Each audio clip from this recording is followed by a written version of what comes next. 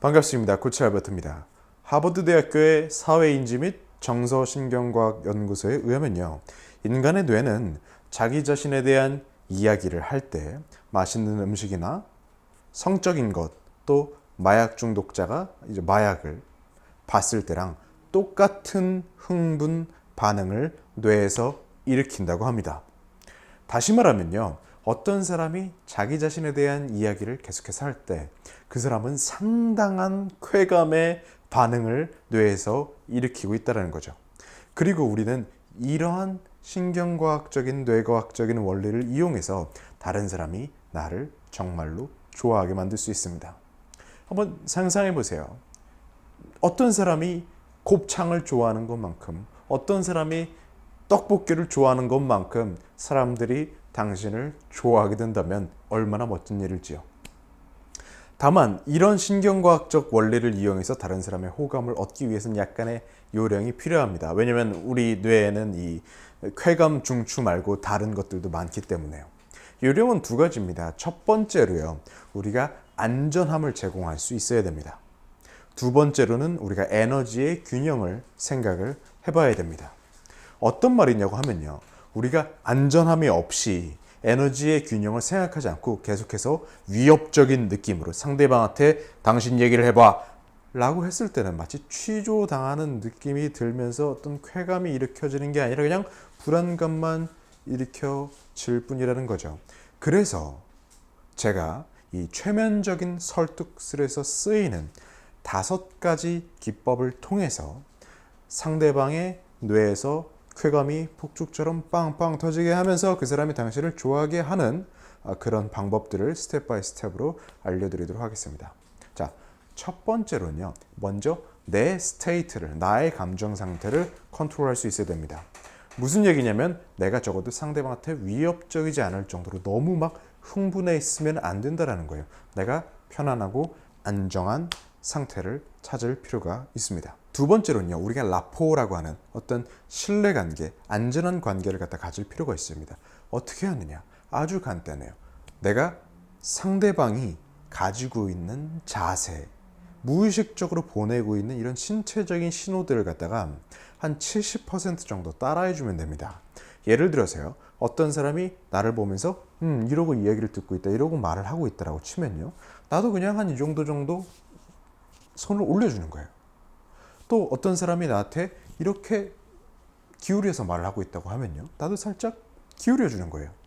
근데 주의사항은 100% 따라하는 게 아니에요.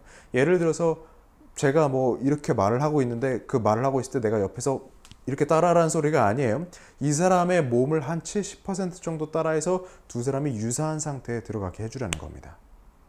자, 그렇게 해서 우리가 안정된 상태에서 이 라포를 가졌으면 그 다음에는 내가 먼저 나 자신에 대한 감정적인 얘기를 해줍니다. 무슨 소리냐? 이 사람은 지금 이 관계가 자기 자신에 대한 이 속에 있는 얘기를 해도 되는지 안 되는지 모르는 상황이란 말이에요. 안전하지 않은 상황이란 말이에요. 이 사람의 무의식적인 거에서 봤을 때.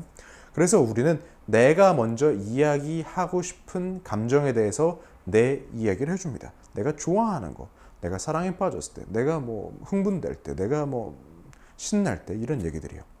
우리가 여기서 하는 얘기가 이 관계의 톤을 갖다 설정을 해주기 때문에 내가 엄청나게 눈물이 나는 슬픈 얘기를 한 다음에 저 사람이 즐거운 얘기를 할 거를 기대를 하면 안 되겠죠, 물론. 이렇게 내가 먼저 열어주는 걸 이제 소프트닝이라고 합니다. 이걸 좀 부드럽게 만들어준다고 했어요. 자, 그 다음에는 내가 얘기를 했으면 이 사람한테 이 사람의 얘기를 끌어낼 차례가 옵니다. 저는 그냥 질문이 아니라 잘 구성된 좀 전문적인 용어로 이제 최면적인 질문이라고 해요. 어떤 최면술과 같은 효과를 낸다 그래서 상대방의 감정을 끌어낼 수 있는 질문을 던집니다. 어떤 식으로 질문을 던지느냐? 이런 식으로 던지는 거예요. 여태까지 다녀봤던 여행 중에서 가장 설렜던 게 어떤 거예요? 또는 여태까지 다녀봤던 여행지 중에서 다시 한번 가보고 싶은 곳은 어떤 곳이에요? 는 우리가 조금 더 구체적인 경험과 감정을 끌어내고 있죠. 그럼 이 사람은 자기 자신에 대한 이야기를 하면서 또 자기가 느꼈던 긍정적인 감정에 대해서도 얘기를 하게 됨으로써 조금 더 기분 좋은 상태에 들어가게 되고 나를 좀 더 좋아하게 될 가능성이 높아집니다.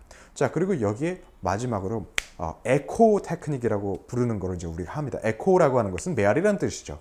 상대방이 어떤 얘기를 할 때 감정적으로 의미 있는 부분을 내가 다시 한번 이야기해 줌으로써 상대방이 느끼고 있는 긍정적인 감정을 강화를 해주는 기법을 말을 합니다. 예를 들면 이런 식이에요. 제가 얼마 전에 중국에 여행을 갔다 왔는데요. 그 마파두부를 처음 본토에서 먹어봤어요. 근데 이게 너무 환상적인 거예요. 라고 어떤 사람이 말을 했다고 치죠. 그러면 우리가 그렇군요. 중국에 갔다 오셨군요. 라고 말을 해줄 수도 있고 마파두부가 그렇게 환상적이었군요. 어땠어요? 하고 조금 더 이 사람이 감정을 느끼는 부분에 격려를 주고 조금 더 그 부분에 집중을 시켜줄 수가 있습니다. 어느 쪽이냐고 하면 당연히 자기가 감정을 느끼는 부분을 지지를 해주고 조금 더 격려를 해주는 사람은 우리가 이제 좋아하기 쉬워지겠죠. 자, 그래서 우리가 이렇게 5단계로 상대방이 자기 얘기를 하면서 그거에 대해서 쾌감을 느끼면서 나를 좋아하게 되는 이런 공식을 갖다가 살펴봤습니다. 첫 번째, 내가 안정된 상태에 들어가는 거. 두 번째, 상대방과 어떤 같은 상태에 들어감으로써 이 신뢰관계, 안전한 관계를 만들어주는 거. 세 번째, 내가 먼저 나의 감정에 대해서 얘기를 해주는 거. 네 번째, 잘 구성된 질문으로 상대방의 감정을 끌어내주는 거. 다섯 번째, 상대방의 긍정적인 감정을 내가 다시 한번 말해줌으로써 강화를 시켜주는 겁니다. 자, 이런 기법을 얘기하면 꼭 이제 악용을 하고 싶어하는 분들이 있는데 그런 분들은 좀 자제를 해주시고요. 이 사람과 나한테 윈윈이 되는 그런 상황에서 이런 지식들을 사용해 주시기를 바라겠습니다. 저는 코치 알버트였고요. 다음 영상에서 뵙고 싶은데 구독과 좋아요를 안 눌러주신 분들은 그러기 힘드니까 꼭 구독과 좋아요를 눌러주시고요. 이 영상이 도움될 것 같은 사람이 있으면 꼭 보여주시기 바랍니다. 다음 시간에 뵈시죠.